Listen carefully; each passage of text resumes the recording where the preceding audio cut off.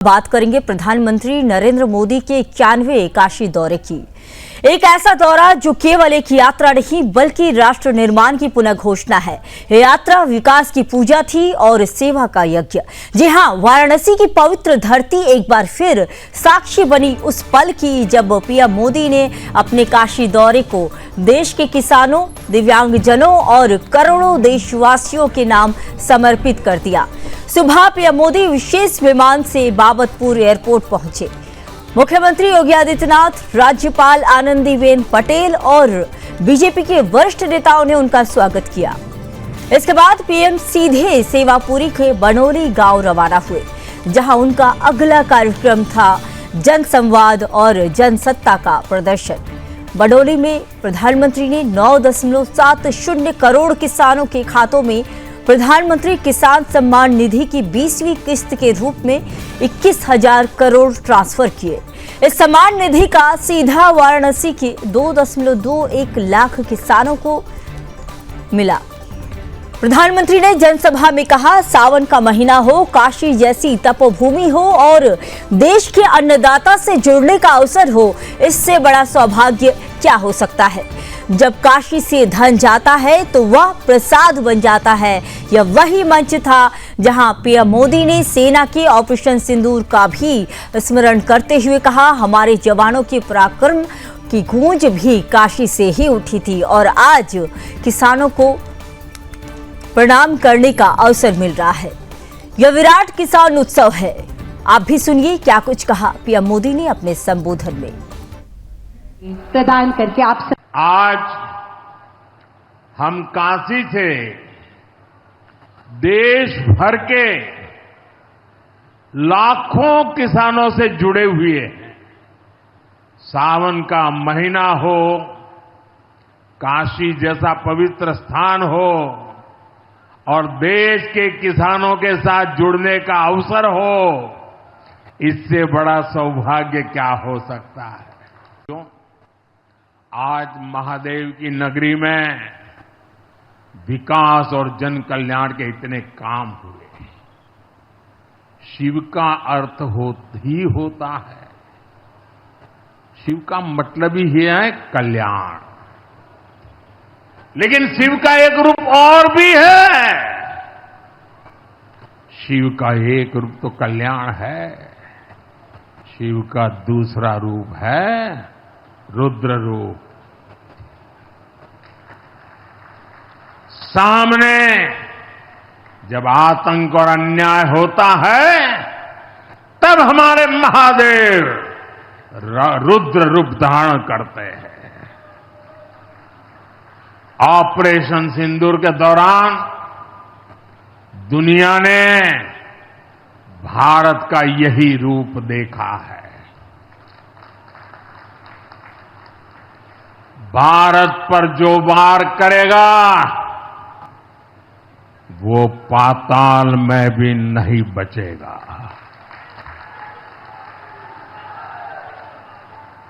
लेकिन भाइयों बहनों, दुर्भाग्य से ऑपरेशन सिंदूर की सफलता पर हमारे देश के कुछ लोगों को भी पेट में दर्द हो रहा है। ये कांग्रेस पार्टी और उनके चेले चपाटे, उनके दोस्त इस बात को पचा नहीं पा रहे कि भारत ने पाकिस्तान के आतंकी ठिकानों को तबाह कर दिया। मैं मेरे काशी के मालिकों से पूछना चाहता हूं, भारत की ताकत से आपको गर्व होता है कि नहीं होता है? साथियों, मोदी के विकास का मंत्र है, जो जितना पिछड़ा उसे उतनी ज्यादा प्राथमिकता। जो जितना पिछड़ा उसे ज्यादा प्राथमिकता। इस महीने केंद्र सरकार ने एक और बड़ी योजना को मंजूरी दी है। इसका नाम है प्रधानमंत्री धन धान्य कृषि योजना। इस योजना पर 24,000 करोड़ रुपए किसानों के कल्याण के लिए, कृषि व्यवस्था के लिए, कृषि विकास के लिए 24,000 करोड़ रुपए खर्च किए जाएंगे। देश के ऐसे जिले जो पिछली सरकारों की गलत नीतियों के कारण विकास की राह में पिछड़ गए, पिछड़े रह गए, जो कृषि उत्पादन भी कम हो रहा है, जहां किसानों की आमदनी भी कम है, अरे कोई पूछने वाला नहीं था, उन जिलों पर प्रधानमंत्री धन धान्य कृषि योजना का फोकस होगा। जो इस सावन के मास को लेकिन प्रधानमंत्री का यह दौरा केवल भाषणों का नहीं बल्कि विकास के धरातल पर उतरते हुए वादों का भी प्रमाण बना। उन्होंने एक साथ 2183.45 करोड़ रुपए की 52 विकास परियोजनाओं का लोकार्पण और शिलान्यास किया। इनमें से 14 परियोजनाओं का लोकार्पण और 38 परियोजनाओं का शिलान्यास किया गया। प्रधान परियोजनाओं की बात करें तो वाराणसी भदोही फोर लेन, जिसकी लागत 269.10 करोड़ है, जो इस दौरे की सबसे बड़ी लोकार्पण परियोजना रही। राजकीय होम्योपैथिक मेडिकल कॉलेज एवं अस्पताल, जिसकी लागत 85.72 करोड़ है, सबसे बड़ी शिलान्यास परियोजना के रूप में आज इसकी आधारशिला रखी गई। इसी के साथ महामना कैंसर संस्थान में रोबोटिक सर्जरी यूनिट और सिटी स्कैन की भी स्थापना की गई। इसके अलावा रामनगर में 36वीं वाहिनी पीएससी और बहुउद्देशीय हॉल का निर्माण, गंगा के 24 घाटों का पुनरुद्धार, जो बनारस की पहचान को और दिव्यता देगा। मुंशी प्रेमचंद के घर को संग्रहालय में बदलने की योजना, जिससे काशी की साहित्यिक विरासत को वैश्विक पहचान मिलेगी। इन सब योजनाओं को लेकर कहा जा सकता है, काशी अब केवल आध्यात्मिक राजधानी नहीं बल्कि पूर्वांचल की आधुनिक विकास राजधानी बन रही है। इस विकास यात्रा में दिव्यांगजन भी विशेष रूप से शामिल रहे।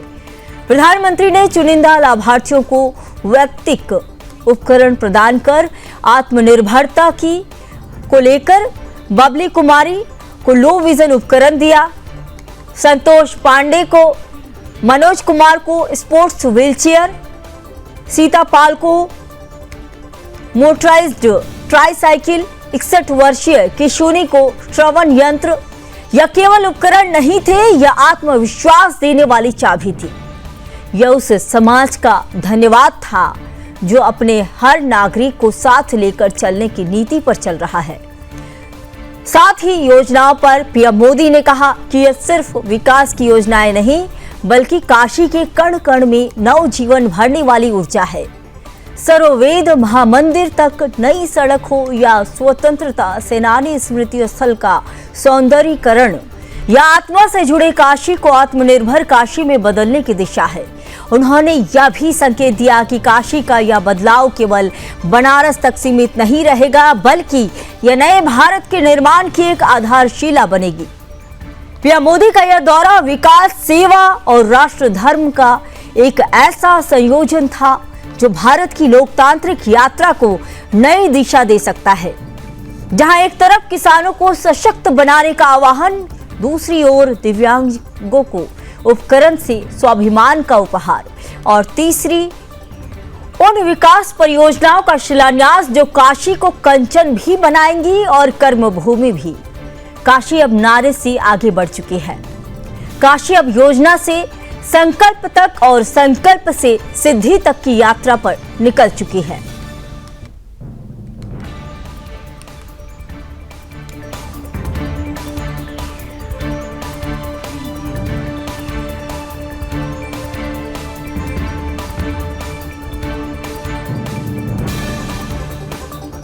तो काशी की धरती पर विकास का महायज्ञ आज देखने को मिला।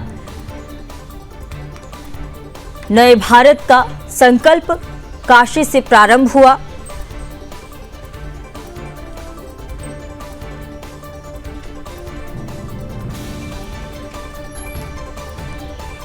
तो बता दें कि पीएम मोदी ने अपने संबोधन की शुरुआत भोजपुरी से की। पीएम मोदी ने भोजपुरी में काशी वासियों का अभिवादन किया। उन्होंने कहा कि सावन के पावन महीने में काशी आने का सौभाग्य मिला। बोले, हम काशी के लोगन के प्रणाम कर रहे हैं।